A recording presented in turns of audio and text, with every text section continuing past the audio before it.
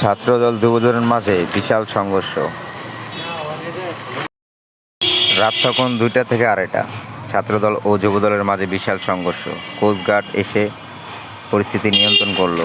তার মাঝে যুবদলের কিছু নেতাকর্মী বিষম মার খেল কোস্টগার্ডের হাতে। ছাত্রদলের ঝটিকা মিছিল করার জন্য তারা রেডি হচ্ছিল।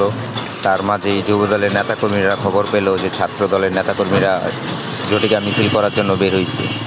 তার মাঝামাঝি তারা লাঠিসোঁটা নিয়ে বের হয়েছে তাদেরকে ধাওয়া দেওয়ার জন্য। তার মাঝে আসলো কোস্টগার্ডের কিছু সদস্য, এসে জিজ্ঞাসা করলো, এখানে কি করতেছো তোমরা? তারা বলল যে এখানে ছাত্রলীগের নেতাকর্মীরা ঝটিকা মিছিল করবে, তার জন্য আমরা এখানে আসছি। তখন কোস্টগার্ডের সদস্যরা ছাত্রদল ও যুবদলের নেতাকর্মীকে বেধড়ক মার দিল।